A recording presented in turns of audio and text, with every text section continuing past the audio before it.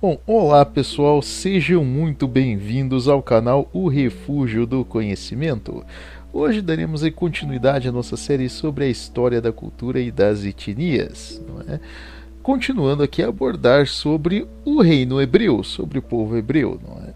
No nosso último encontro nós falamos aí um pouco, né, a respeito aqui da conquista do próprio território de Canaã, não é, por parte dos hebreus, né, aquele povo que migrou lá do Egito, não é, liberto da escravidão, e dentre a planície de Canaã eles começaram uma conquista, uma campanha, não é, justamente para firmarem ali a sua posição na dita terra prometida, não é, onde ali eles irão realmente erigir o reino de Israel, não é, onde os juízes ali, não é, irão, digamos, trabalhar o próprio decálogo, não é, através das torás, ali, não é, trabalhando o próprio regramento da própria sociedade hebraica em si, ali como que eles vão se comportar, de acordo ali com o próprio decálogo em si, não é, como que esse reino ali se desenvolve culturalmente, socialmente, politicamente, não é, e também ali em relação ao tratamento com outras tribos, né.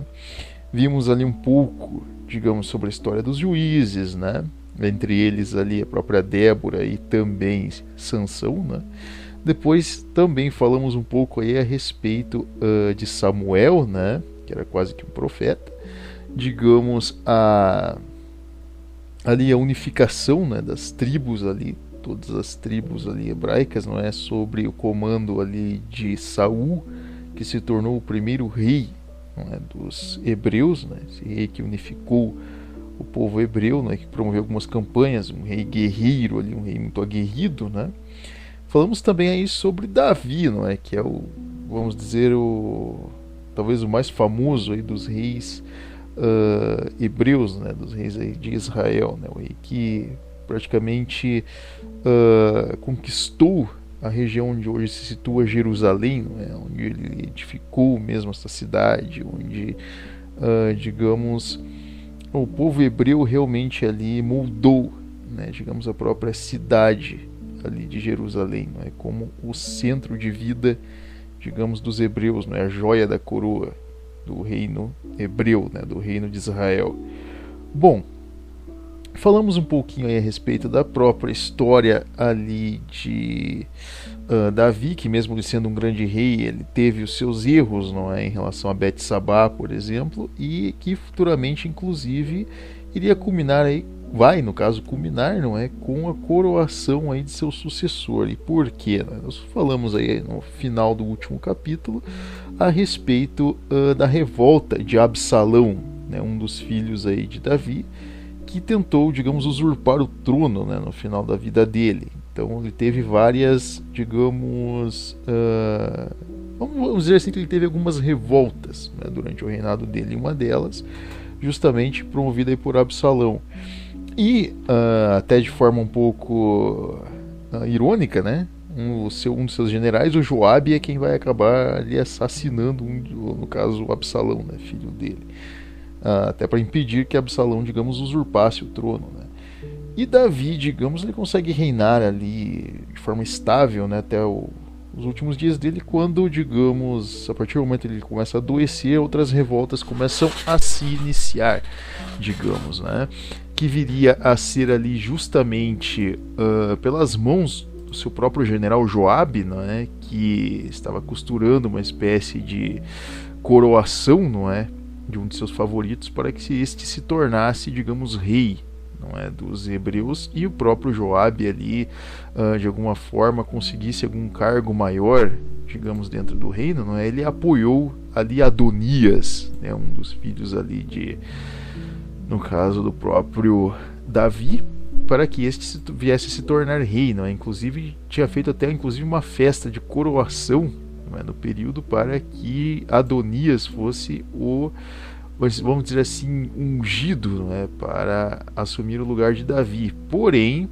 ao mesmo tempo, né, digamos que os profetas do período, né, os sacerdotes ali hebreus, não aceitaram esta nomeação, digamos, até porque o próprio Davi não havia concordado com esta unção, digamos, né, que seria ali o próprio sacerdote Zadok, né, o principal dos sacerdotes hebreus ali, né, uma espécie de sumo sacerdote e aliado a Davi, ele, juntamente com Betsabá, costuraram ali justamente a unção de Salomão, né, como o sucessor, no caso de Davi, né? Salomão, que na época ainda era um jovem, de cerca de 18 ou 19 anos, quando Davi, ali em seu leito de morte, o ungiu, né, como o seu sucessor, no caso, no trono, né, quem iria realmente reinar,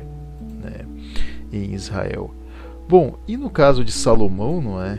Até uma coisa engraçada, ele não era filho de Mical, no caso a principal esposa de Davi, ele não era filho de uma das principais, digamos, mulheres do harém do rei Davi, e sim de Betsabá, né? Aquela mesma mulher a qual ele teve todas aquelas aventuras, não é? Digamos, né, em sua juventude. Então é Salomão quem vai acabar herdando, né, o trono de Israel.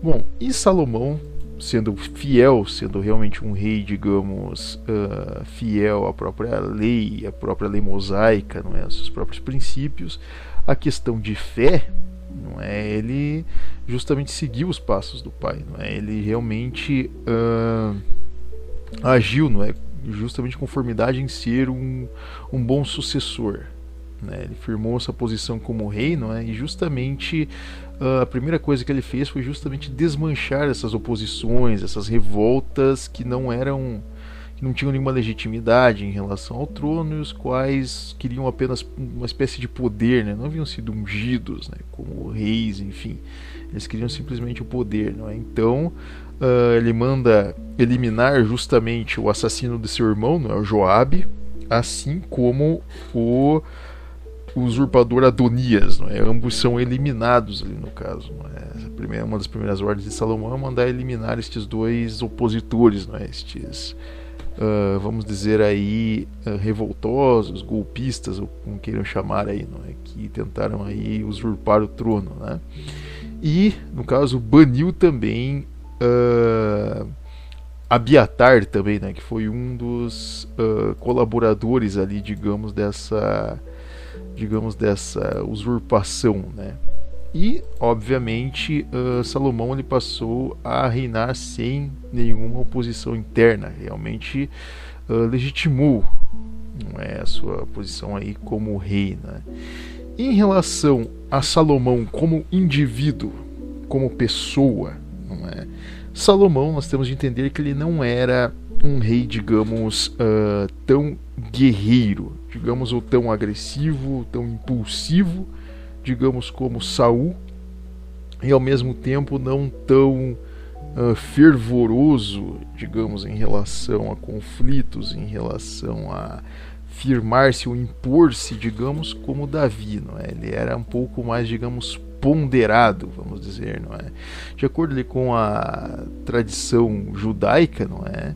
É importante ser ali um grande governante, um juiz justo e imparcial. E justamente, digamos que Salomão ele preenchia, não é, esses requisitos. Ele era justo, ele era imparcial, ele era, digamos, ponderado e, digamos, moderado, como podemos dizer. Ele era moderado, estável em relação a isso, né? E também, digamos, muito, como podemos dizer assim,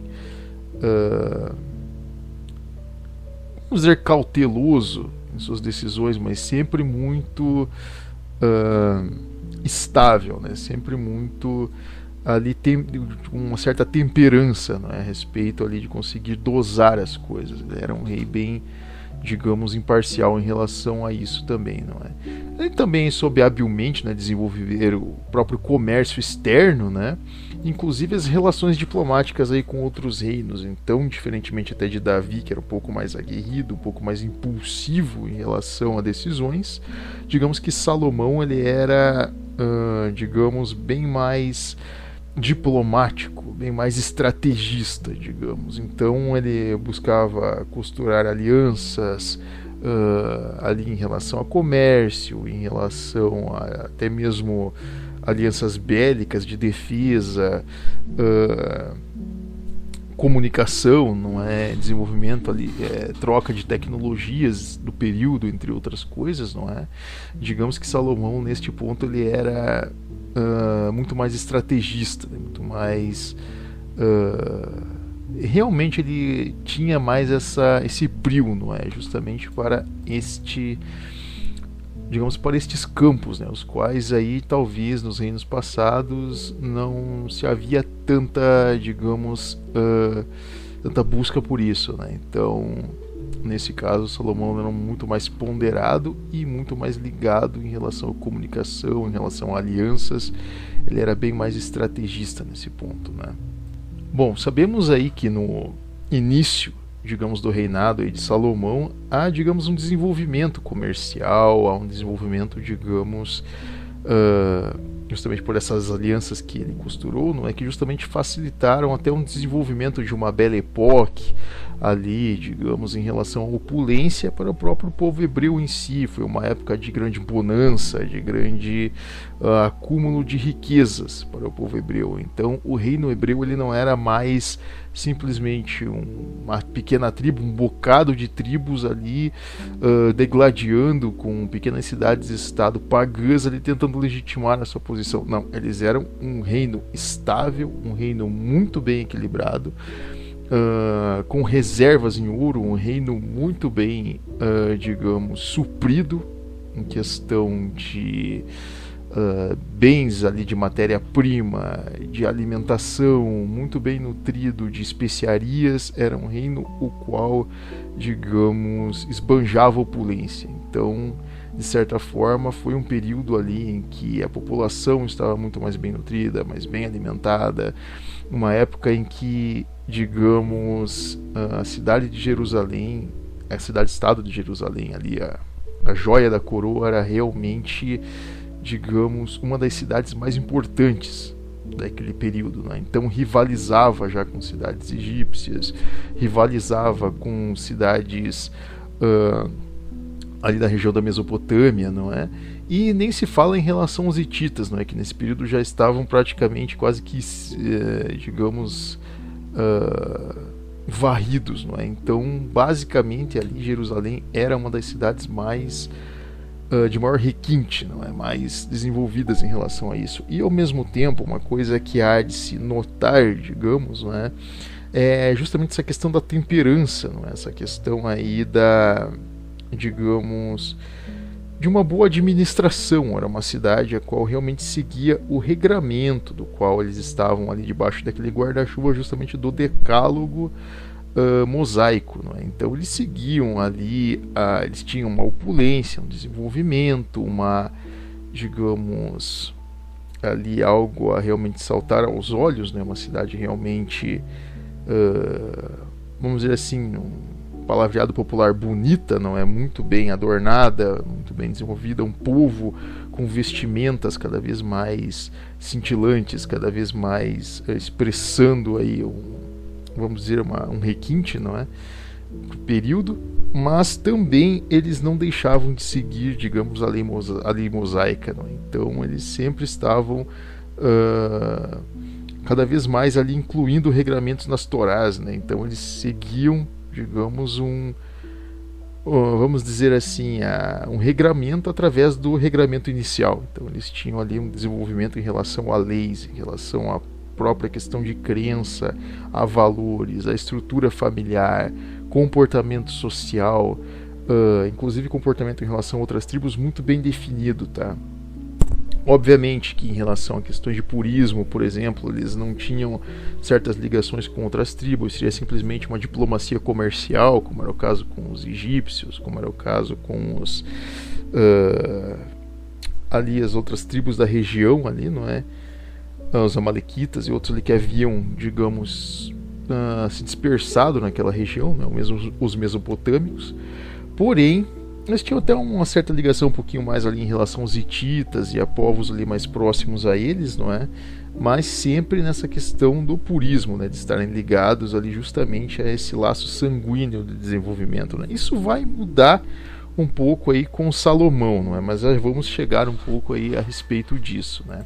Em relação ao que todos contam sobre a sabedoria, não é? Esse dom, digamos,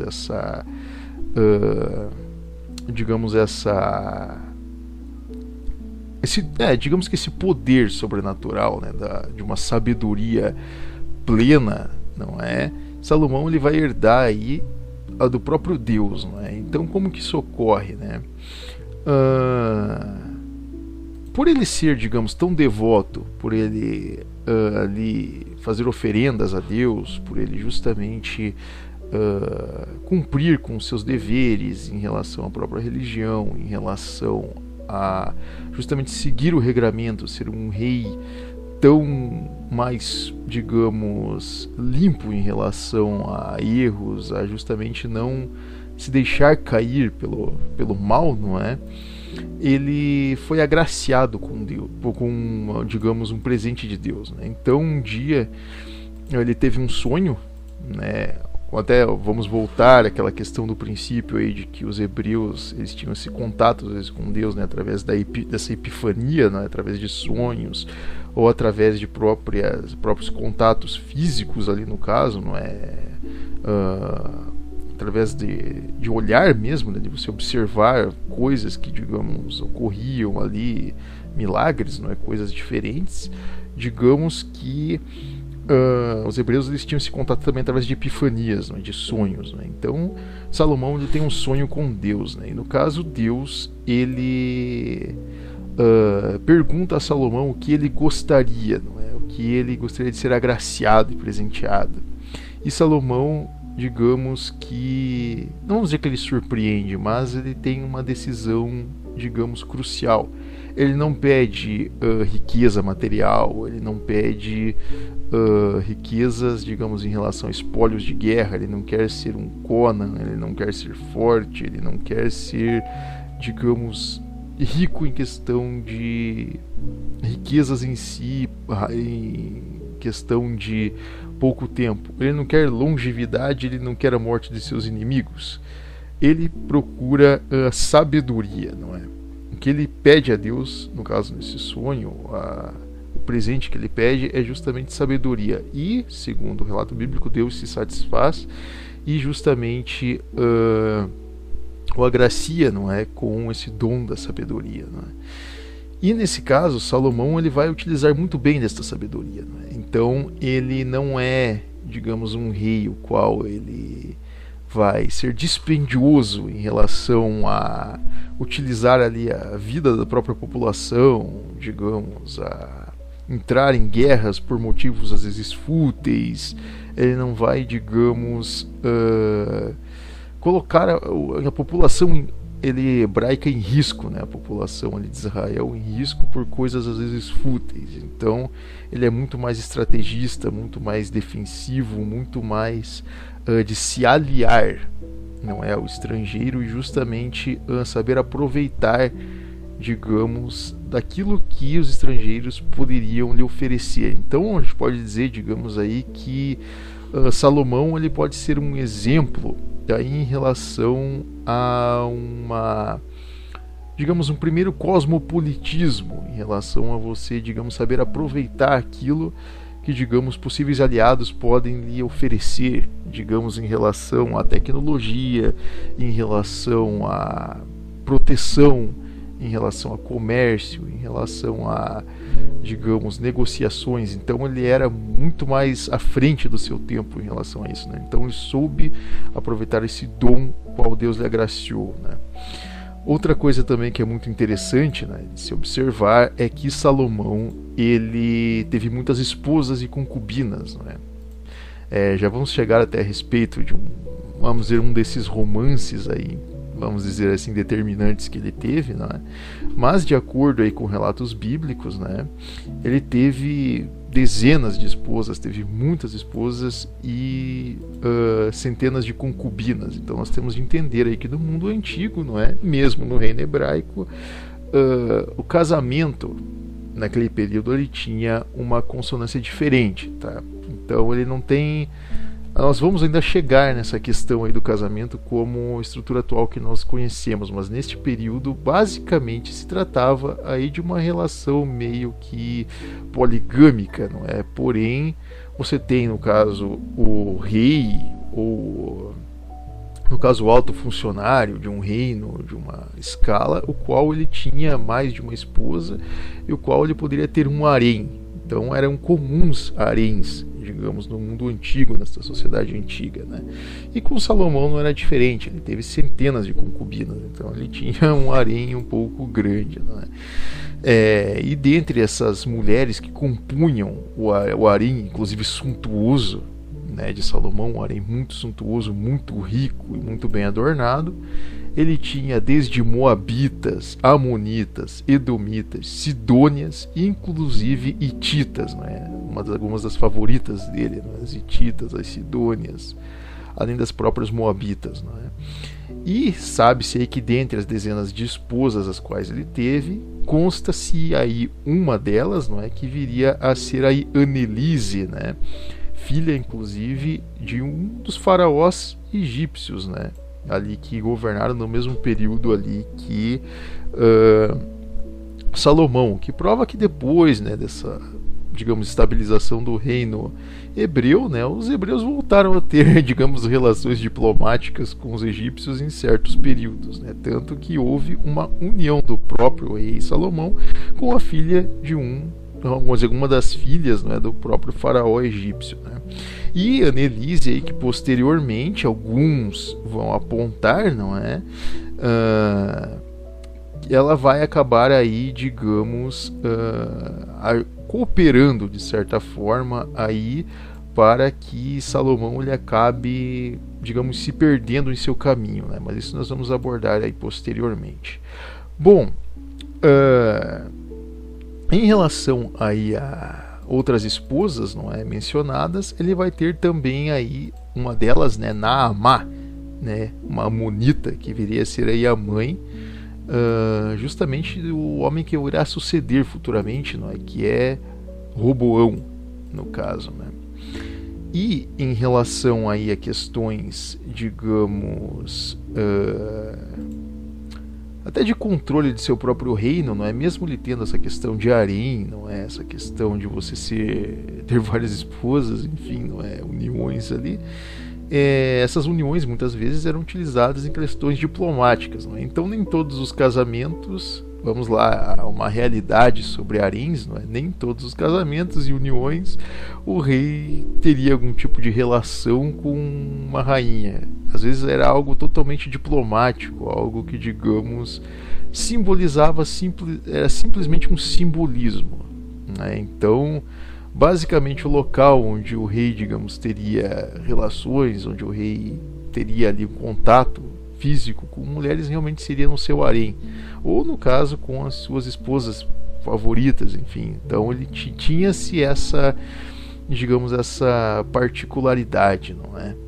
Então um fato, digamos, interessante, não é, a respeito aí da própria riqueza do rei Salomão, não é que se conta aí, digamos, pelos próprios relatos bíblicos, né, relatos históricos do período, de que o rei Salomão ele possuía, digamos, uma grande riqueza, não é? Naquela época, vamos dizer que tudo era balizado em relação ao próprio ouro, não é? Então o reino hebreu ele era nesse período muito rico, era um reino no qual havia, digamos, acumulado muitas reservas em ouro, não é? Então conta-se aí que toda a prataria, toda a estrutura, digamos, as taças utilizadas pelo rei, desde taças de prataria, não é, até, digamos, adornos de roupas, entre outros, eram basicamente feitos de ouro. Então raramente você encontrava prata, por exemplo, que era mais comum em outros reinos no período, em outros locais, não é? Talvez ali dentre os minoicos ou dentre outros reinos ali, a prata ela fosse um pouco mais, digamos, cortejada, um pouco mais, digamos, ostentada, não é? Porém, no caso do reino de Israel era um pouco diferente. Digamos que o ouro ele existia em maior abundância. Então, né, eles tinham uma reserva muito grande em relação a pedras preciosas, justamente em relação a especiarias também, não é? E no caso, o que se conta, não é? O próprio rei ali, em relação a essas diplomacias as quais Salomão tinha, essas alianças, não é, com outros reinos, ele conseguiu desenvolver Israel em vários sentidos, né, o reino de Israel, tanto a sua força bélica, o seu exército se supriu de uma forma muito melhor do que no período de Saul, o qual basicamente os hebreus lutavam ali ainda com armamentos muito rústicos, muito ali talvez agrários, não é? No período de Salomão, o exército já contava, o exército ali do reino de Israel, né? Suas forças militares já contavam com espadas forjadas em ferro, não é? Em metais ali mais consistentes, já contavam ali com escudos, já contavam ali com um equipamento de combate muito mais eficaz, digamos, uma máquina de combate muito mais eficaz.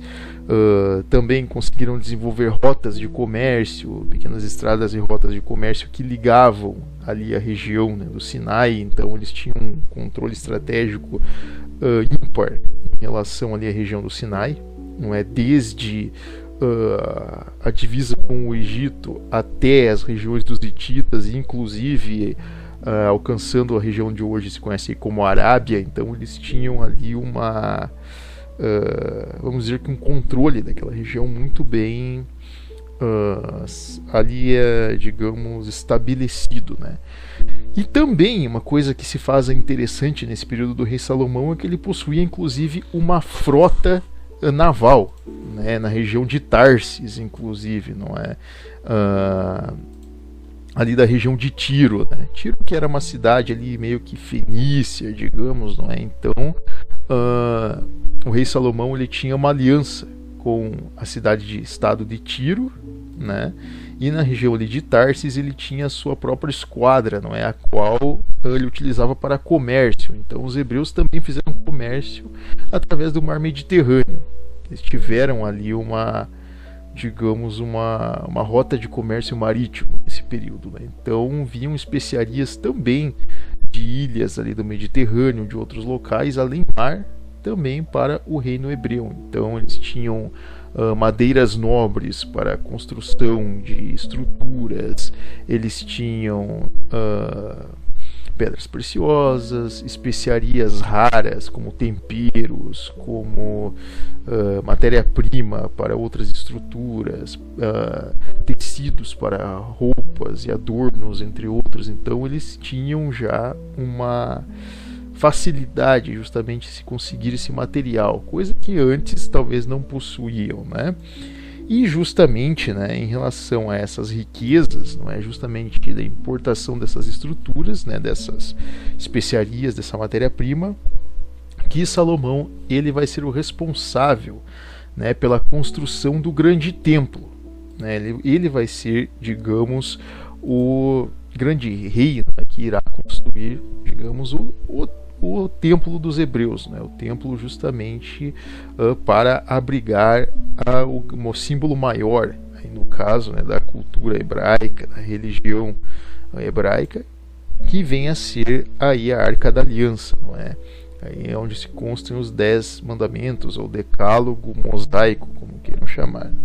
Então, justamente através aí deste poder, né, no caso Salomão ele ordena a construção aí deste primeiro templo, né, de Jerusalém, que ele começou a ser construído ali já um pouco além do início de seu governo, né, ficando pronto ali cerca de mais alguns anos após aí o início da construção, né? Então foram necessários aí cerca, que se conta em relatos bíblicos, cerca de 30 mil trabalhadores, né, para serrar madeira lá no caso na região do Líbano, né, onde eles traziam uma região um pouco mais fértil ali em relação à madeira, em relação a árvores, não é, para que esses trabalhadores eles pudessem serrar estas árvores, não é, e poderem trazer, não é, todo esse material digamos, ali para a região ali do Sinai, né? Também ali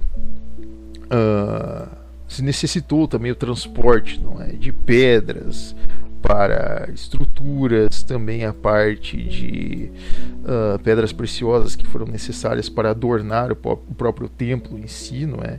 Os quais foram utilizados desde ouro, prata, rubis e outros, né? E inclusive ali na parte de madeiras o próprio cipreste, não é? Que é uma madeira ali nobre, não é? Até com um certo brilho, não é? Quando tratada, não é? Então era realmente um templo muito suntuoso, não é? Algo que justamente talvez aí seria a prova maior aí, digamos, dessa consolidação dessa aliança, né, para mostrar, digamos, justamente essa devoção a Javé, não é, ao Deus, né? Então eles, digamos, fazem um reino aí que é um templo, não é, que ele não somente rivaliza, mas está acima de outras estruturas construídas aí em relação a templos de outros reinos, não é? Talvez muito maior aí do que mais suntuoso, mais requintado, mais adornado, mais belo do que os templos, digamos, egípcios, por exemplo, que eram feitos praticamente em pedra, não é? Algo extremamente frio ou algo extremamente gélido, né? Ali não. Era algo extremamente adornado, lindo, algo que esbanjasse justamente essa questão de vida, né? De ligação com o próprio Deus, né?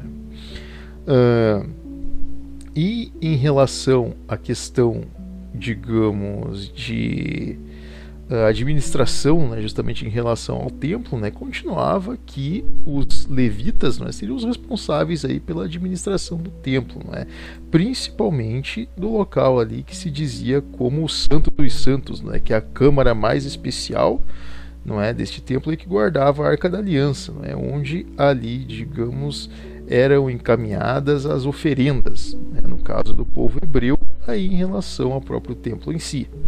Né? Então era a estrutura mais importante da cidade de Jerusalém, tão mais do que o próprio palácio do rei. Né? Então fazia toda a diferença em relação a isso. Bom, em relação à questão, digamos, de utilizar, digamos, do seu conhecimento, dessa sabialidade, digamos, para o bem, não é? Salomão ele foi um rei muito justo, né, como nós dissemos, um bom governante, um governante que sabia julgar de forma ponderada, né, que sabia, digamos, resolver conflitos de forma ponderada.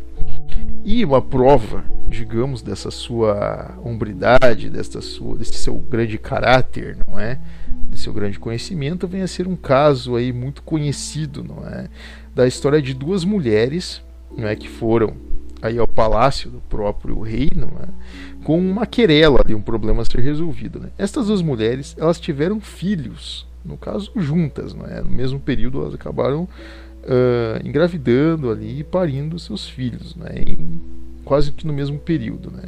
E um dos filhos ali ele acaba vindo a morrer, não é? E a mãe desse filho que morreu, ela acaba pegando o filho da outra mãe, não é? De manhã, né, obviamente, ali quando a mãe descobre, não é, que não é aquilo ali que está acontecendo, que é o filho, que é a verdadeira mãe, né, vê que estão tentando roubar o filho dela, ambas começam a discutir, né, e foram até o palácio ali do rei Salomão, né, e foram contando a história ali para ele, né.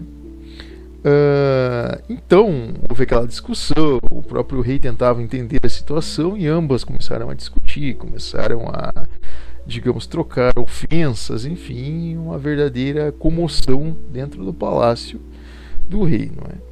E num breve lapso ali no momento, o rei ordena que ambas pausem as discussões, chama um dos guardas, né, um dos seus guardas de confiança, e sabiamente lhe pede para que cortasse o bebê ao meio e desse um pedaço para cada uma, já que a discussão era tão acalorada a respeito, então vamos dar metade para cada uma.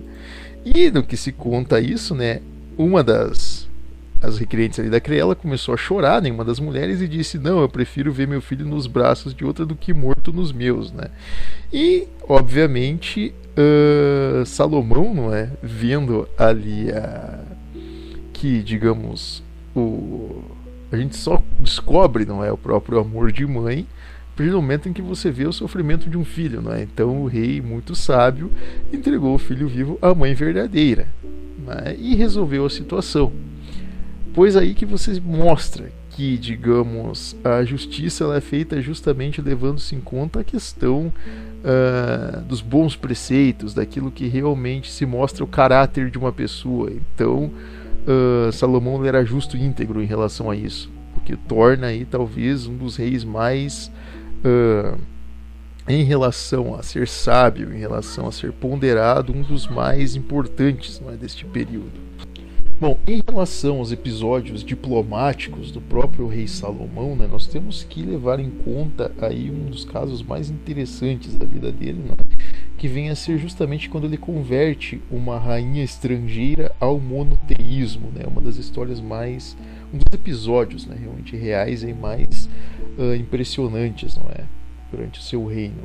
Porque o que ocorre, a fama, não é, de Salomão como um rei, digamos, benquisto, um rei, digamos, muito celebrado, um rei aclamado, inclusive um rei muito benevolente e justo, né? E obviamente sábio, né? Esse conhecimento ele se espalha pelos, vamos dizer, 4 cantos do mundo conhecido no período, né? E obviamente em outros reinos menores essa fama ela chega talvez com mais força, não é? Mostrando que talvez seja um rei tão forte, tão grande quanto, né? E a própria digamos um desses reinos, não é, que irá receber essa boa nova, esta notícia, não é? Esta, vamos dizer assim, uma espécie de fofoca, né? Uma tietagem aí, né? Vem a ser aí o reino dos Sabeus, né? Que é uma região ali um pouco até esquecida até este período, digamos, não é? Que digamos que os sabeus eles são parentes aí dos ditos núbios, né? Que lá na antiguidade eram inimigos ali dos egípcios, né? Os sabeus eles são meio que parentes ali dos próprios núbios em si, não é? Um reino ali de nômades que se estabeleceram numa região ali entre a África, no caso setentrional, não é? E a África subsaariana, não é? Uma região ali um pouco não vamos dizer árida, mas também até com certas plantas endêmicas, uma região até um pouco tropical, né? Uma região um pouco mais abundante em vida, né? E nesta região aí conta-se a história aí de que também reis aí um tanto sábios governavam, não é? E dentre estes reis, digamos, se destacava uma rainha, uma mulher, digamos, linda, atraente, justamente uma das mulheres mais belas aí do mundo antigo, né? Que era conhecida aí como Mahram Bilqis, né? Olha que nome diferente, né? Mahram Bilqis, ou mais conhecida aí posteriormente, não é? Ou historicamente aí conhecida como a Rainha de Sabá, né? Uma mulher muito bonita, digamos, com uma pele, digamos, como a gente chama, né? Aquela pele morena, né? Uma mulher muito bonita, com olhos, digamos, cor de mel, uma beleza assim enigmática, não é? Visto que as mulheres desse reino dos sabeus elas se vestiam com muitos adornos, muitas indumentárias, não é? Inclusive aquelas justamente por esses reinos ali estarem próximos a desertos e locais de areia, né? Utilizarem aquelas proteções de rosto, né? Aquelas coisas que dão aquele ar de mistério, não é? De beleza, né? Uma beleza ali a ser descoberta, não é? E digamos véus e outras indumentárias, não é? Típicas ali da própria cultura dela, a qual dava ali uma certa beleza enigmática, né? E Salomão, digamos, a fama de Salomão, né, a fama dos hebreus, ela chega aí ao reino dos sabeus, né? E, no caso, Mahram Bilqis, ela, digamos, quer, de certa forma, desafiar Salomão. né, como o reino dela também era sábio, né, um reino conhecido ali pela sua sabialidade, né, um reino africano conhecido ali pela sua sabialidade, ela resolve desafiar, né, o rei Salomão e organiza uma comitiva, né, com muitos presentes, com muitas oferendas ali ao próprio reino, né, ao Deus ali de Israel, né, e ela quer desafiar esse conhecimento de Salomão e justamente provar ali que aquele, talvez a divindade deles não fosse real, enfim, até por não ter o próprio conhecimento da própria divindade hebraica em si, não é? Ela gostaria de, digamos, confrontar Salomão, ou talvez expô-lo ao ridículo, ou enfim, digamos, expô-lo ali a algum equívoco, algum erro por parte dele, né? Então ela queria lançar esse desafio, né? E ela vai com essa comitiva, né, de vários representantes emissários até o reino dos hebreus. Ela cruza o Egito e vai até o reino dos hebreus, né? Ela se dirige até este reino e lá, digamos, ela ela obviamente é instalada no reino, né? Ela fica vários meses neste reino, né? No caso no reino de Israel, ali como uma convidada, não é? Ali conhecendo o reino, a rotina do próprio reino, né? Até porque nesse período, quando ocorriam essas viagens diplomáticas, elas duravam meses, né? Então, nesse período, ela, digamos, além de levar essas oferendas que foram muito bem aceitas, não é, pelo reino hebreu e também encaminhadas ao templo, né, ela passou este tempo conhecendo toda a estrutura dos hebreus, a forma como eles se relacionavam em relação a alianças, em relação a comportamento social, em relação à forma como viviam, não é? E isso já de certa forma impressionou, algo realmente que saltava aos olhos em relação à beleza, em relação a costumes, não é? A própria estrutura familiar em si. Então, para Maharam Bilquis, aquilo era realmente bonito, era algo realmente que lhe saltava aos olhos, né? Então, ela, digamos, se interessou cada vez mais por conhecer esta cultura hebraica, não é? E ao mesmo tempo, todas as vezes em que ela se encontrava com ali nas suas reuniões, em seus chás, não é,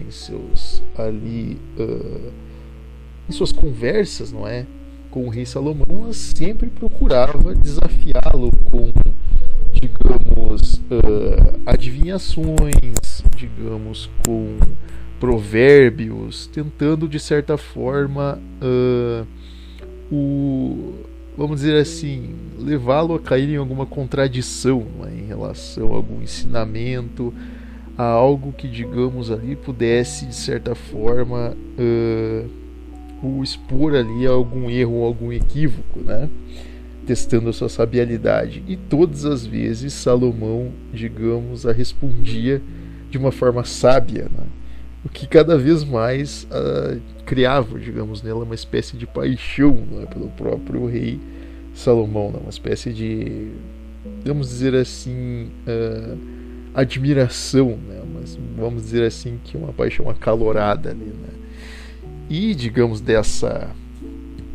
desses encontros, né, acaba que eles acabam, digamos, tendo relações, né, ambos acabam se vamos dizer assim, vamos falar no popular, rolou um clima, não é? Vamos dizer no popular, rolou um clima. E ocorreu que ambos estiveram juntos, né? Isso são relatos históricos. Embora algumas torás digam que não, que foi simplesmente algo, simplesmente uma questão diplomática, né? Que ela se apaixonou pela sabialidade, né? Pelo conhecimento. Ambos também tiveram uma espécie de relação, tá? Uma espécie de paixão carnal entre ambos, né? E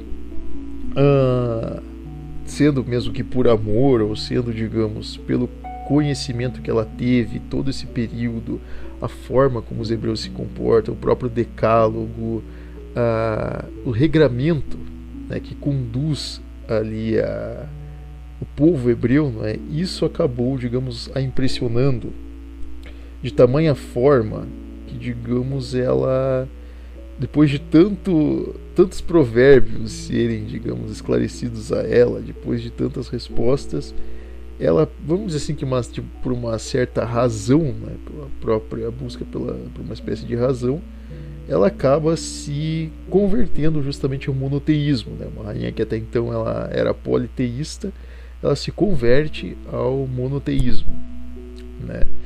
E levando-se em conta aí todos esses quesitos, né, Salomão, ao que diz a própria história em si, ele presenteia Mahrambilkis com uma, vamos dizer assim, uma cópia idêntica, não é vamos dizer que uma réplica exata da própria Arca da Aliança, não é? Então, tamanha também consideração, tamanho laço, né, que o rei Salomão ele tinha com Mahrambilkis, ele dá a ela uma cópia idêntica, não é? Uma réplica exata aí da própria Arca da Aliança a ela, não é? E devemos em conta aí que também, por serem relações, digamos, diplomáticas, não é? Nenhum rei ou rainha naquele período, a não ser que fosse por uma união, digamos, ali em relação a uma espécie de casamento, né? Uma espécie de união ali institucional, digamos, entre reinos, não é? Como foi o caso do próprio rei Salomão com a filha do faraó, ou então com outras rainhas as quais ele teve, né?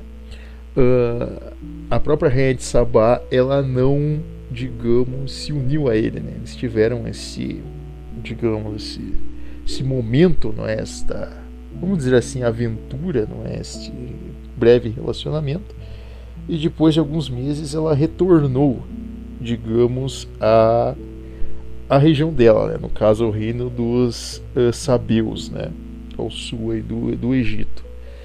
E no caso, conta-se aí a história, não é, que ela, obviamente, ela voltou com muitas riquezas, com muitos presentes, não é, de muitos resgates ali, muitos presentes ali da região de Israel, né? Ou também a sua comitiva, não é, a própria réplica da Arca da Aliança, e também um presente a mais, não é, que acabou sendo aí que, ao que consta a história, ela estava grávida quando retornou, né, à região aí do reino dos sabeus, que foi aí, digamos, né, que posteriormente aí, não é, o que diz os relatos aí, né, no caso, o filho dela, né, no caso esse filho que ela teria aí, não é, o Menelik, né, no caso essa criança aí que ela teve, ele foi o primeiro rei, digamos, de um reino monoteísta, né, do continente africano, né, que é, até hoje esse reino inclusive ele existe, né, uma nação hoje, porém, obviamente hoje não é nem mais a sombra do que foi um dia, né, um reino realmente incrível também, não é, que é o reino da Etiópia, não é, qual esse reino, no caso esse rei Menelik, ele funda, digamos, o reino monoteísta da Etiópia, tá? Um reino que posteriormente ele vai ter também um papel muito importante aí em relação à manutenção, né, da própria cultura hebraica, não é? Em um período em que os hebreus eles seriam perseguidos aí posteriormente, não é? Então o reino aí da Etiópia ele se funda justamente pelo filho de Mahrambilkis, né, o rainha de Sabá, né? Filho dela, no caso Menelik, é quem funda esse reino, né? E o que muitos dizem, ele é filho de sangue, né, do próprio rei Salomão, né? Mas, ao que se conta, não é, Salomão ele não teve somente Menelik como filho, né? Ele teve outros filhos, entre eles aí, não é, obviamente Roboão, né, no caso, que vem aí a sucedê-lo, né, como rei, não é? Conta-se aí a história, né, e vamos chegar nesse ponto, não é, que há um grande problema, não é, em relação a você seguir uma religião, obviamente com um regramento, a religião que ela é monoteísta, que ela segue a Deus, né? Então o que ocorre? Para você, digamos, seguir a própria religião monoteísta em si, a crença monoteísta, você deve levar em conta que toda vez em que você exagera, toda vez em que você está rendido a algum desejo ou a algo que, digamos, o provoque, o prove, você pode, digamos, se desvirtuar desse caminho. E no caso de Salomão não foi diferente. Mesmo ele sendo sábio, ele tendo todo o seu conhecimento, sendo justo, sendo imparcial, sendo justamente ali justo, né? Sendo, digamos, o mais equilibrado possível, né? Como rei, né? Toda essa sua fama, né? Digamos que as suas próprias esposas, ali o seu próprio desejo carnal o vai trair, né? Uma vez que suas esposas o começam a levar para o mau caminho, a prestar cultos, digamos, reverências ali, oferendas a divindades as quais não eram o próprio Deus. Então ele começa a, digamos, vamos dizer de certa forma, flertar com o paganismo um período, né? Então conta-se aí, não é, que ali a própria esposa dele, uma das filhas do faraó, começa a seduzi-lo para o próprio paganismo em si, não é, a própria outras rainhas ali também, não é, que ele teve ali como a própria Naamá, né, que era uma amonita, também o começa a, digamos, levá-lo ali ao culto a seres pagãos ali, a ídolos pagãos, e isso obviamente provoca a ira de Deus, não é? Porém, ao que se conta pela história, não é? Deus, ele não pune a Salomão. Ele não vai puni-lo, ele não vai, digamos, findá-lo de uma forma trágica, ele não irá, digamos, levá-lo a uma situação ali de uma morte trágica, de algo realmente pesado, como foi o que ocorreu, por exemplo, com Saul, não é? Que perseguiu a Davi a vida inteira e no final atirou-se na própria lança, não é? No caso de Salomão, a punição para, digamos, o seu próprio crime, não é? Vamos dizer assim, o seu próprio erro, né? Seria muito mais, digamos, ali pesada, não é? Seria mais voltada, digamos, ao seu não somente ao seu ego, né, mas, digamos, ao próprio povo hebreu em si, não é? Todo aquele legado o qual ele manteve de união com os seus antepassados, né, o legado vindo de Saul, vindo de Davi, Salomão ele perderá no final de seu reinado, não é? Pelas mãos de seu filho. Porque o que ocorre? Digamos que no final de seu reinado houveram várias insurreições, várias, digamos, rebeliões e revoltas ali, digamos, de povos ao entorno, né? Como no caso a fundação ali de reinos pagãos, como Arã-Damasco, que surge ali a leste, no caso do reino de Israel, que começa a, digamos, exercer influência sobre aquela região. Você tem inimigos que começam a acumular poder, não é? Como generais ali, como Haddad, não é? Que era um edomita, Rezon, né? No caso o próprio rei, né, de Arã-Damasco, e um dos próprios oficiais, inclusive, de Salomão, não é? Que era Jeroboão, né? Que Jeroboão, nesse caso, ele vai tentar ali uma espécie de revolta, uma espécie de golpe ali contra Salomão, e com esse golpe, digamos, infundado ali, ele vai fugir, digamos, para a região do Egito, né? Ali sobre a égide do faraó, né? Ele vai se esconder, lá vai se exilar no Egito. Bom, e no caso, Salomão ele termina a vida vendo justamente, no caso, ele digamos, adoece ali no seu reino de morte, no seu leito de morte, né? Justamente vendo o reino entrar em caos, entrar em uma espécie de, digamos, onda de revoltas, de insurreições e de, vamos dizer assim, fratricídio, não é? As tribos ali, elas queriam se separar. As tribos que haviam se unificado ali no reino, né, elas acabam querendo a separação, né? E no caso, como, digamos, a linhagem de Davi ela é uma linhagem da tribo de Judá, o que ocorre? Estas outras tribos, né, as outras tribos ali dos hebreus, né, como os benjaminitas e outros, eles optam pela fundação de um reino próprio, não é? Ou nesse caso a manutenção do antigo reino, né? No caso eles optam pela manutenção do antigo reino, criando ali uma espécie de reinado de cidades-estado, né? Conhecido como Israel setentrional, né? Ou reino das 10 tribos, né? Tendo ali como rei, né, no caso, o próprio Jeroboão, né? E cuja capital ela se torna Siquém, né? Jeroboão ele volta ali daquele exílio qual ele havia fugido, né? Dessa insurreição, essa revolta ali contra Salomão, e ele, digamos, se torna rei no caso deste reino ali de Israel, né? Ou Israel setentrional, como queria chamar. E no caso resta a tribo de Judá, digamos o reino do sul, né, o reino meridional, no caso de Israel, que nós conhecemos aí como o reino de Judá. Daí que surge, digamos, esse termo, não é? A esse reino, no caso, que vai ser aí administrado por Roboão, né? Roboão que irá ser o sucessor, no caso de Salomão, e o primeiro rei do reino de Judá, né?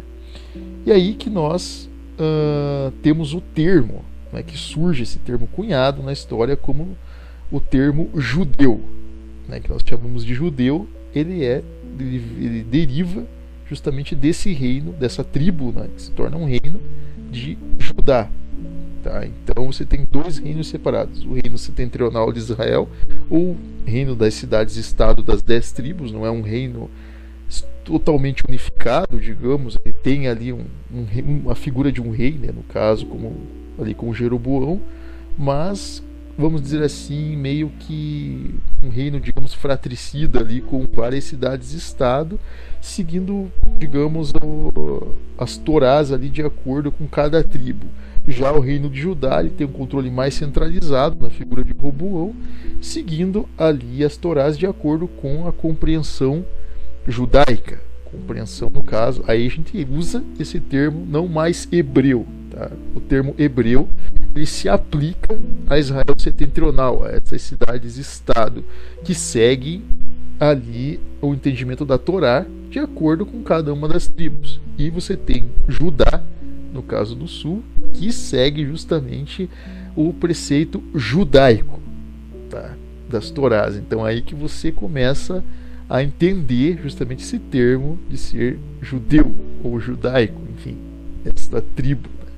Então, digamos que vai haver este cisma, não é? Este rompimento entre esses dois reinos, com dois administradores diferentes. Ambos possuem a mesma crença, ambos compactuam de princípios, valores, enfim, porém, ambos, digamos, com suas compreensões e administrações diferentes. Então, você tem aí um cisma. Este cisma aí, posteriormente, ele irá, digamos, cooperar com ali os próprios reinos, mas também ao mesmo tempo terá ali vários problemas, né, em relação a isso, né, que nós veremos aí posteriormente, né? Bom, o que nós temos de entender aí com esse fratricídio, essa separação entre Israel e Judá, é basicamente que, digamos, aquela premissa, vamos dizer ali mais, vamos dizer assim, aquela certa inocência, aquele maior fervor, digamos, aquela crença mais arraigada possível ao decálogo do próprio Deus, né, a própria lei mosaica, tá? Vamos dizer, esse segmento daquilo que está na antiga aliança, não é? As premissas, não é, que justamente foram responsáveis por fundar o reino de Israel, não é? Justamente aquela questão das oferendas, a questão da fidelidade a Javé como Deus, digamos, a fidelidade quanto à crença, quanto a justamente manter a sua família o mais perto possível, digamos, dos ensinamentos de Deus, tá? Nesse período, digamos, desse fratricídio, ocorre que perde-se, de certa forma, digamos, essa crença original, digamos, essa reverência ao próprio Deus em si, quando ocorre o fratricídio entre Israel e Judá. Por quê? Vamos levar-se em conta que Israel torna-se uma espécie de conglomerado de cidades-estado, tá? Administradas por Jeroboão. Jeroboão, por si só, ele já era digamos, uma espécie de golpista, uma espécie ali de usurpador de tronos, né? E Judá, ao sul, fica sob controle, no caso, de Roboão, tá? Porém, Judá, digamos, perde muito daquele poder, obviamente, o qual, digamos, existia enquanto Israel era um reino ali unido, né? Então eles perdem grande parte ali do seu, digamos, poder, do seu requinte, da sua capacidade ali de barganhar, de manter alianças, não é, com outros reinos, né? E ocorre que em pouco tempo, não é, Judá acabará sendo ali presa, digamos, de outros reinos ali ao entorno, né? Principalmente dos egípcios, né? Que transformam Judá por um período ali em uma espécie de reino vassalo, né? O reino ali, digamos, tampão, né? Que serve ali, digamos, somente para extrair impostos, né? Enfim, então eles eram uma espécie de reino secundário ali dos egípcios por um período, né? Então, a única cidade a qual Judá tinha controle, que continuava sendo, obviamente, uma espécie de centro religioso simbólico da velha aliança, né, a joia da coroa, continuava sendo Jerusalém, né, por ser uma cidade ali muito bem fortificada, muito bem suprida em relação a especiarias, em relação à matéria-prima, não tão suntuosa quanto nos períodos de Davi e de Salomão, mas continuava sendo uma importante cidade-estado, muito bem suprida e muito bem edificada. Então era ainda a joia da coroa de Judá. Porém, o reino de Israel setentrional tornou-se ali uma espécie de, vamos dizer assim, um caos. Então, vamos dizer assim que Jeroboão ele não tinha o controle dessas cidades-estado. Então começou a permear o paganismo, aquelas cidades-estado começaram a flertar com divindades, no caso fenícias, divindades ali, no caso ídolos pagãos fenícios, ídolos pagãos filisteus e outros, e começou a virar uma baderna. Cada cidade-estado ali começou a se desvirtuar. E o próprio Jeroboão começou a ver que muitas famílias que se mantinham, digamos, a fé hebraica, não é? Essa fé monoteísta, a fé em Javé, migravam para Jerusalém, justamente buscando esse alento, buscando uma vida voltada justamente àquela questão de fé.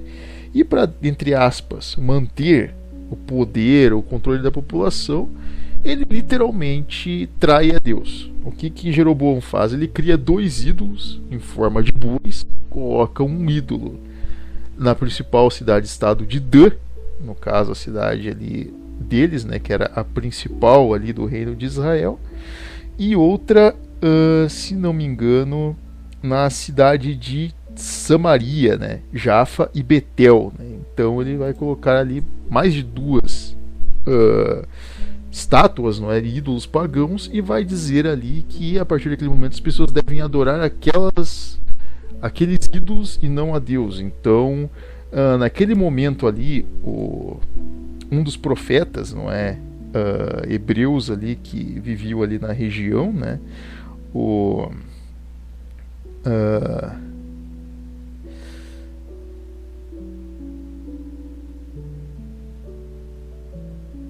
no caso, o Aías, né, o principal profeta ali no caso dos hebreus, né, no caso naquela região ali, o Aías, ele vai lançar não vamos dizer uma praga, mas ele vai justamente,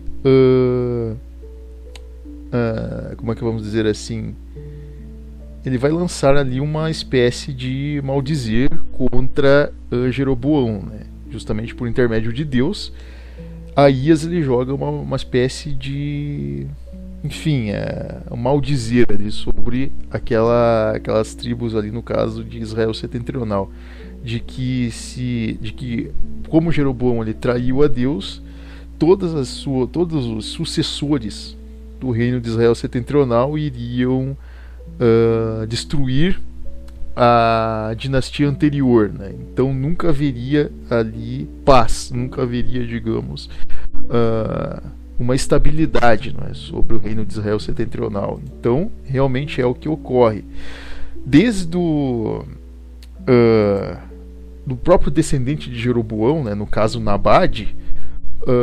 Ocorre que todos os sucessores de Jeroboão eles terão, de certa forma, um destino trágico ou difícil em relação a você conseguir controlar o próprio reino em si. Começa pelo próprio filho de Jeroboão, Nabade, que é assassinado por uma espécie de golpista ali chamado Baasa, né? E depois todos os outros ali que sucederem Baasa também irão cometer golpes, então promover revoltas, morticínios, e ali terão um breve controle sobre essas cidades-estado, que um após o outro aí vão sendo derrotados, né? Vão sendo aí eliminados. E uma coisa que se torna interessante, que cada vez mais em que isso ocorre, quanto mais aquelas cidades-estados se aproximam ali do paganismo, né, como o caso Betel, como no caso Dan, como Jafa, como Tirza, Samaria e outros, mais aquelas tribos pagãs de outras regiões vão exercer o controle sobre aquela região. Então, eles jamais conseguirão voltar a ter aquele brio, aquele poder, a ostentação, digamos, que eles tinham no período de Davi ou de, enfim, Salomão. E o que ocorre é que posteriormente aí os assírios eles vão emergir, não é, como cultura, né, como império. E como nós já contamos aqui, né, na nossa série, os assírios eles eram sanguinários, eles não poupavam nenhuma tribo, né? Ao redor deles, todas eles conquistavam da forma mais bárbara possível, né?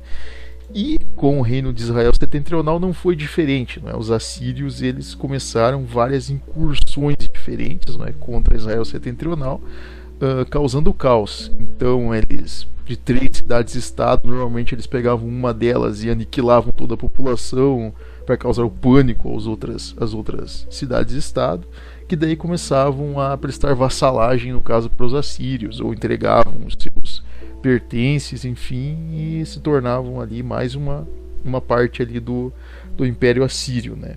Eram anexados. Até chegar o momento ali do último rei, ali no caso de Israel setentrional, que viria a ser ali Oséias, né? Que chegou a reinar por cerca ali de 9 anos, né? No caso de Oséias, ele, digamos, foi ali derrotado, né, em batalha ali pelo rei assírio Salmanaser V, né, que, digamos, terminou ali de aniquilar com a última linhagem ali de Israel setentrional, né. E todas as cidades-estado foram, digamos, ali anexadas, né, no caso a Assíria, né, e metade da população foi levada como escrava, né, até a região da Média. Então esse reino de Israel setentrional ele deixa de existir nesse período, digamos, ali de Oséias, né, quando os assírios eles conseguem ali anexar toda essa região. Porém Judá, de certa forma, ela prospera por um tempo ali, digamos, meio que, vamos dizer assim, parasitando, né, como uma espécie ali de estado tampão ali no caso dos egípcios, até o momento de que eles conseguem recuperar um pouco desse, digamos, desse brio, né, ali com reinados posteriores ali, né, no caso.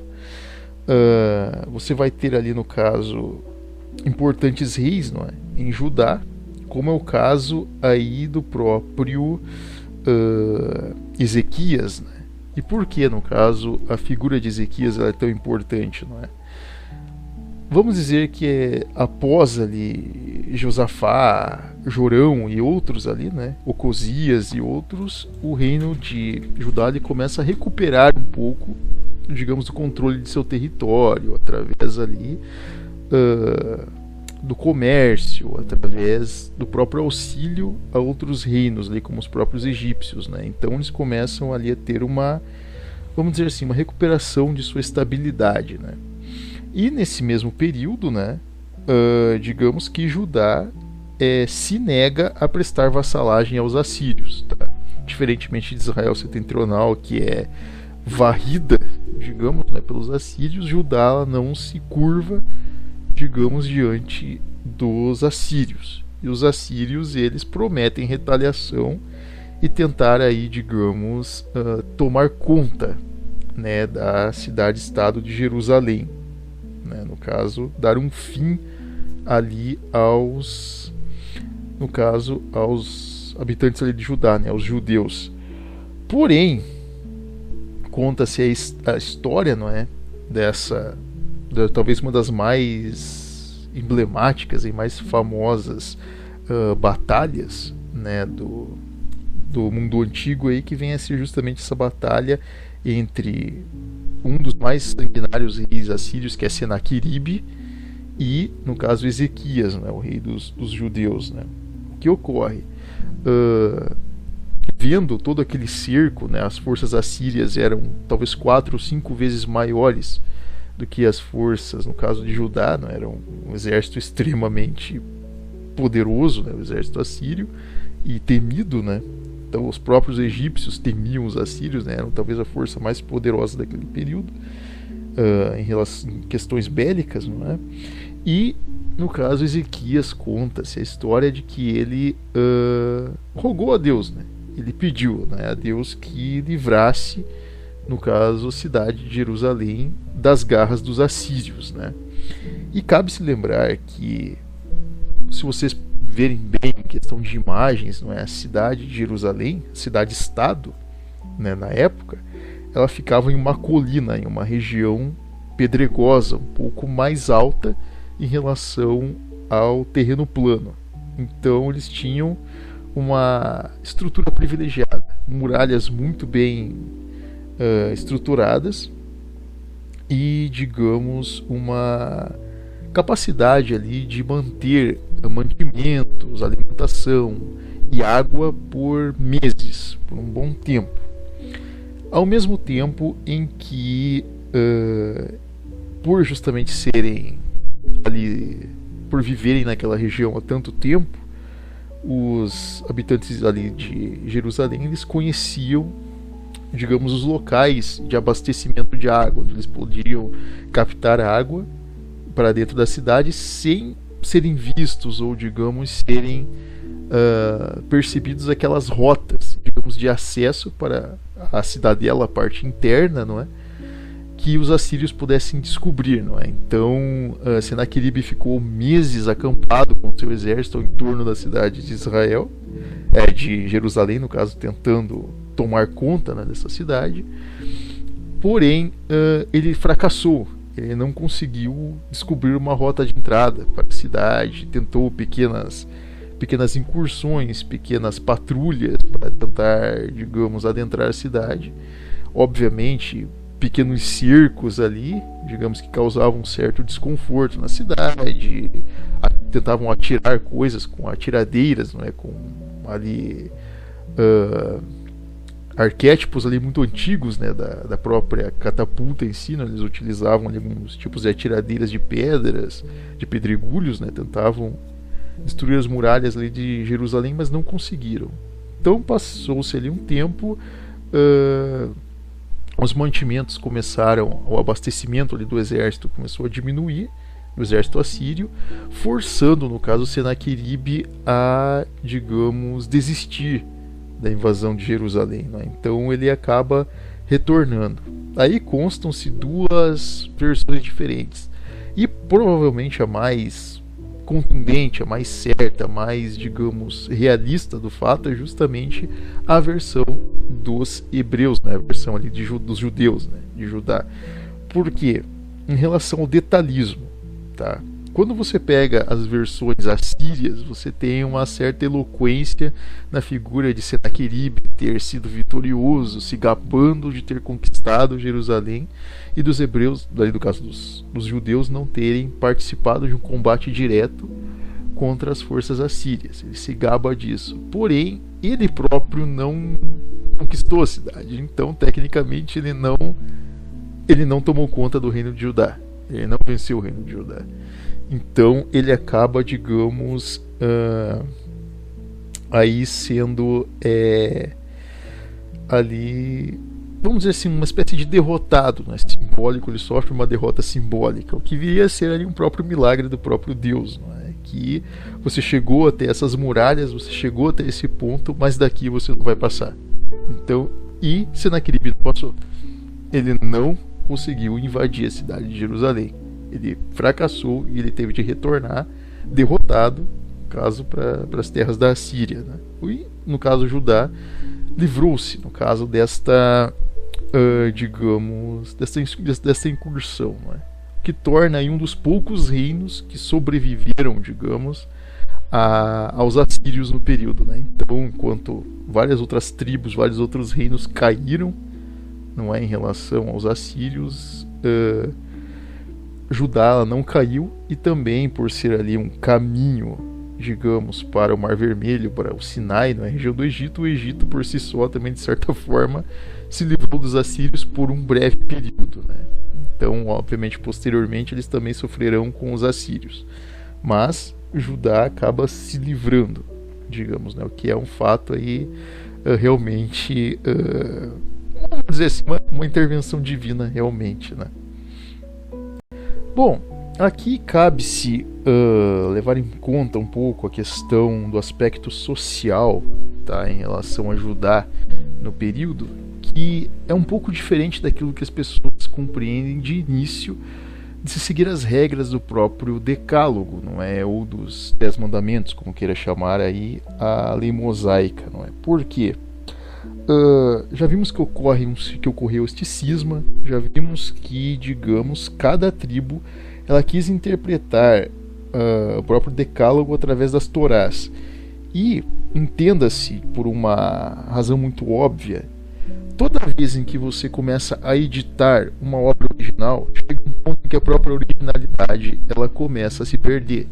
Digamos, aquele ensinamento original, a tábua original, a talha original daquela regra, daquele mandamento, daquela ordem começa a, de certa forma, se desvirtuar a partir do momento em que você começa a editar, a colocar muitos sis, muitos poréns, muitos talvez, enfim, muda-se muito. A interpretação ela começa a se ligar demais em relação às próprias Torás em si, e cada tribo começou a, digamos, enxergar a Torá tão mais importante quanto o próprio decálogo, não é? E no caso de Judá não foi diferente.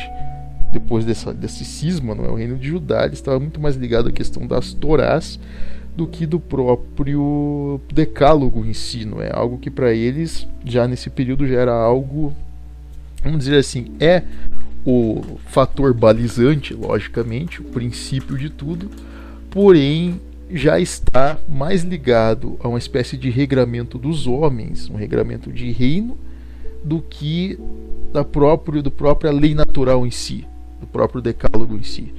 Então isso, de certa forma, irá prejudicar Judá e irá, digamos, ser determinante em relação à questão de uma profecia. Sabe-se aí que, no caso, os sacerdotes e os profetas na cultura hebraica, na cultura monoteísta ou judaica, não é? São extremamente importantes. São eles que trazem a mensagem de Deus, são eles que mantêm a mensagem de Deus. Então, o que ocorre? No caso de Israel setentrional, por exemplo, antes deles caírem, eles expulsaram levitas dos templos. No caso de Judá, muitos dos próprios levitas de Judá começaram a se desvirtuar da própria crença. Você tem, digamos, rei Manassés, um dos reis ali de Judá, ali, herdeiros ali de Ezequias, que, digamos, se desvirtua, ele começa a permitir o próprio paganismo em algumas regiões de Judá, principalmente nas regiões rurais, com cultos ali a ídolos fenícios, a ídolos pagãos, inclusive assírios. Então você tem uma, digamos, uma desvirtuação, e isso terá consequências. Em relação à questão de crença, há um período ali em que você tem justamente uma espécie de orgulho de Judá por ter sobrevivido aos assírios, por ter sido ali um reino, digamos, sobrevivente, um reino poderoso, um reino forte, um reino defendido por Deus, porém um orgulho de certa forma purista. Então, para o pensamento judeu, não estamos falando hebreu, não estamos falando monoteísta, estamos falando especificamente do pensamento judeu. O que ocorre? Você tem um purismo sanguíneo de cultura.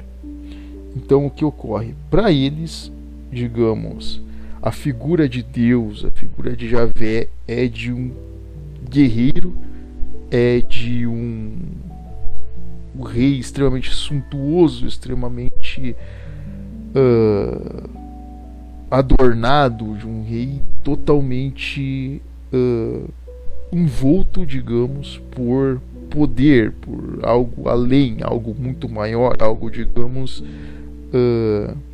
vamos dizer, não vamos dizer assim questão simplesmente de ostentação, mas um rei, digamos, que ele detém todo o poder, ele é magnânimo em relação a tamanho. Então, para eles, esse orgulho, digamos, de crença, ele, vamos dizer que sobe a cabeça, mas, digamos, eles não aceitam nada menos do que aquilo que é idealizado pelas Torás. Eles não aceitam nada menos do que isso. Então, para eles, Javé tem de ser poderoso, magnânimo, uma figura de ostentação. Ele tem de ser, digamos, guerreiro, forte e destruidor em relação às outras crenças. Então, aquele culto aos ídolos que se tem ali, aquela mistura em relação aos fenícios, aos assírios, isso vai mexer com a cabeça dos próprios judeus em si um período, justamente por essa ostentação, tá? Pela figura, não aqui, não cabe se falar de figura no sentido físico da palavra, mas sim na idealização deles, do próprio Deus em si, tá? Isso vai começar a subir a cabeça, digamos, dos hebreus. E vai ter um período ali em que alguns profetas eles vão começar a profetizar a vinda de um Messias, a vinda do Filho do próprio Deus. Alguns deles vão começar a profetizar sobre a vinda desse Messias. E você vai ter ali vários profetas diferentes nesse período, né? E cada um deles, digamos, vai profetizar, digamos, a vinda ali de um Messias, né? No caso, Jeremias, no caso ali o próprio sendo ali talvez ali o principal deles, né, Jeremias, né? Então, o que ocorre em cada um desses ali Ananias também, não é, que é outro também, né, no caso ali, que também vai profetizar a vinda de um Messias, não é? Cada um deles traz uma, digamos, versão diferente, né, da vinda, no caso do Messias. E alguns deles traz aquela ideia, vamos dizer assim, que não mexidos pela questão ali do culto a ídolos, mas às vezes até por uma própria interpretação, né? Como nós já dissemos ali, Deus se comunicava ali com os hebreus, com os judeus através de epifania, de sonhos, né? Através de ali contatos, enfim, coisas ali que eles presenciavam, que viam ou que sonhavam, coisas que, digamos, estavam ligadas justamente a um contato espiritual. Então, alguns eles observavam o Messias como aquela idealização dos próprios judeus em si, um Messias Conan, um Messias destruidor, um Messias que ele vem para aniquilar com aquelas tribos que faziam mal a Judá. Por exemplo, ele vem para aniquilar com os assírios, ele vem para aniquilar os fenícios, os filisteus, ele vem para, enfim, tocar o terror e trazer a Judá aquilo que é de direito de Judá, como o reino mais poderoso, o reino mais forte, o reino, enfim, ali preponderante, né? O reino mais forte.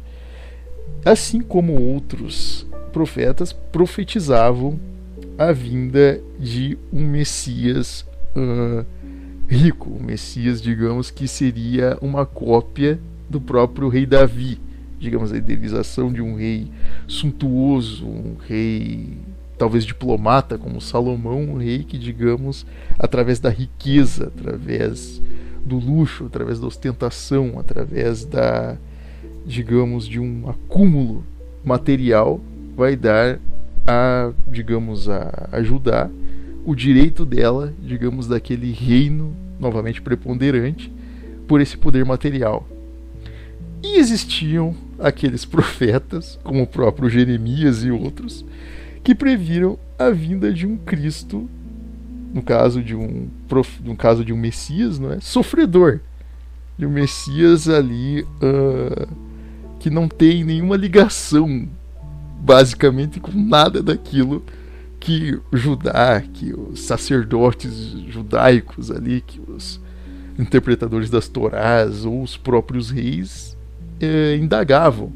Então eles ridicularizavam esses profetas, eles falavam: cara, vocês são malucos, vocês estão literalmente idealizando a vinda de um Messias que não tem nada a ver com aquilo que Judá tem por direito. Na cabeça deles realmente funcionava, digamos, dessa forma. Então esses profetas, eles foram execrados nesse período. Alguns inclusive sofreram até punições físicas, enfim, foram agredidos justamente por virem com profecias que, digamos, não condiziam com aquilo que esses reis judeus, que esses sacerdotes judeus no período, eles imaginavam que deveria ser o próprio Messias em si. Então é uma visão, digamos, extremamente purista, justamente vinda desse cisma, desse contato com a questão de ídolos, com vários aspectos ali que começam a moldar esse povo ali após, digamos, esse cisma, né? Então, o que ocorre? Após ali, digamos, esse reinado ali, não é, no caso Manassés, não é? Toda a cultura ali, no caso de Judá, ela vai começar a decair. Tá? Então os reis ali, eles vão começar a ter problemas, tá? Posteriormente, em relação à administração. Alguns deles ali terão de firmar inclusive alianças, não é, com faraós ali, no caso egípcios, não é? Outras vezes ali, como o caso do próprio rei Josias, vai deixar com que Judá acabe novamente caindo nas garras das mãos dos egípcios, né? Que vão se tornar novamente ali um reino vassalo por um período, até conseguirem se recuperar, terem uma nova espécie de independência, né, não é? Porém, ocorre que ali, por serem já um reino muito mais esfacelado, outros impérios ao entorno começavam a se modificar. No caso dos assírios, eles são derrotados, né, em Nínive, como nós já mostramos aqui na série, né? E dessa derrota, né, os caldeus, eles vão emergir, né, no caso, os caldeus. E os caldeus, eles são basicamente o povo aí que vai reerguer um antigo império aí decadente, né, que nós vamos abordar aí sobre ele posteriormente. E este império, ele irá começar a exercer influência sobre Judá. E Judá estava no caminho deste império. E o que ocorre? O rei deste império, né, chamado Nabucodonosor, ele resolve, digamos, dominar ali a região de Judá. Então ele começa a empreender ali pequenas incursões, não é? Que vão crescendo ali com o tempo, conquistando cidades e estados ali da região de Judá. E, obviamente, a fim de manter Judá como uma espécie de estado ali tampão, né? Uma ama de leite ali no caso desse império, né? Nabucodonosor ele começa a utilizar de uma prática. Ele sequestrava os reis, digamos assim, ou levava os reis hebreus como cativos, né, ou os líderes das cidades-estado de Judá como cativos, e colocava, vamos dizer assim, fantoches, né, no caso ali como é que a gente pode chamar, testas de ferro, digamos, como seus governantes, digamos, ali naquela região, né. E não foi diferente aí com os últimos reis de Judá, né, no caso ali de Joaquim, né, que foi um dos últimos reis ali de Judá, já na época em que o reino não passava de uma espécie de vassalo de outros reinos ali, que ficava fornecendo bens, matéria-prima a outros reinos, né? E Joaquim é levado como escravo, né, por Nabucodonosor aí para este império, né? E o que ocorre com essa escravidão, né? Nabucodonosor ele acaba nomeando ali Zedequias como o seu testa de ferro para governar Jerusalém. E, obviamente, Zedequias ele era um pouco materialista, ele era muito espertinho, por sinal. Ele, por um certo tempo, obviamente, seguiu ali, vamos dizer assim, o que os babilônicos mandavam e pagava tributo a eles ali, ouro, enfim, especiarias, né, para os babilônicos. Porém, a partir do momento em que digamos, os babilônicos ali começaram a, digamos, esquecer um pouco ali da região de Judá, nesse caso, Zedequias ele firmou uma espécie de aliança clandestina com os egípcios, a fim de justamente recuperar aquele brio, aquele poder de Judá. E Nabucodonosor descobre desse planinho e resolve eliminar, no caso, Judá de uma vez por todas, que é aí esse momento bíblico que nós conhecemos, que é a destruição do templo de Jerusalém, né? Quando a cidade ela é realmente daí anexada, né? Conquistada ali pelos babilônicos, um cerco que vai destruir com as muralhas da cidade, vai destruir metade da cidade praticamente, além do próprio templo que será destruído pelos exércitos ali dos babilônicos, né? Que aí seriam os caldeus que reerguem este império aí infame e irão de vez aí, digamos, eliminar, não é, com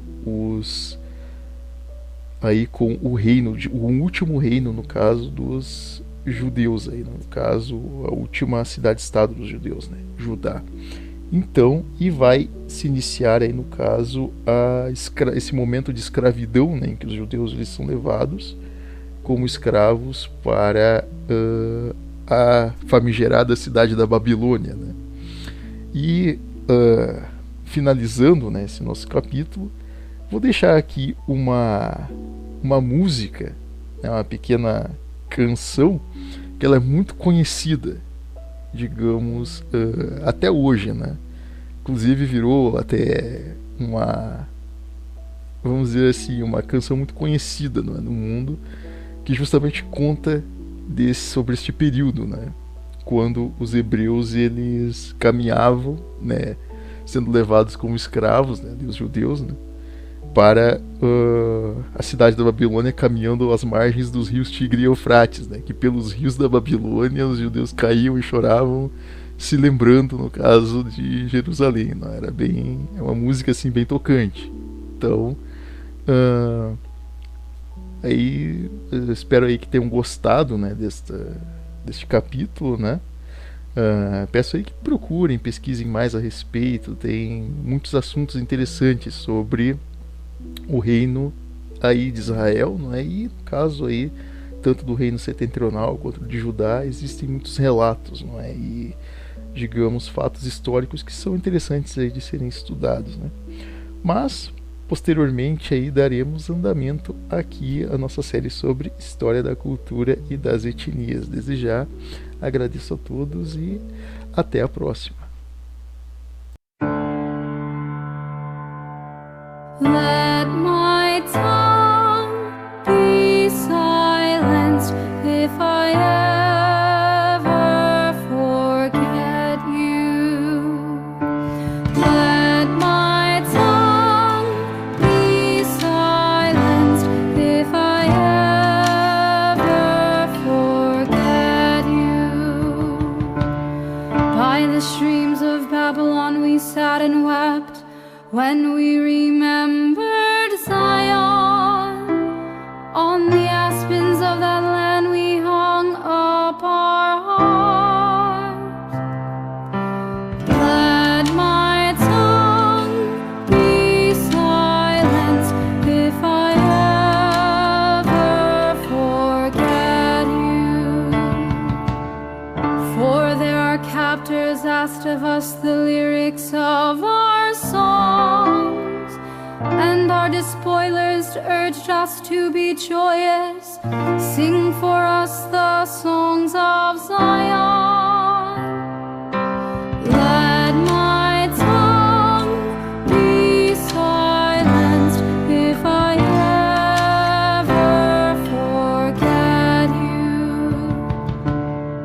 How could we sing a song of the Lord in a foreign land? If I forget you, Jerusalem, may my right hand be forgotten. Let my tongue be silenced if I ever forget you. May my tongue cleave to my palate if I remember you not. If I place not Jerusalem ahead of my joy.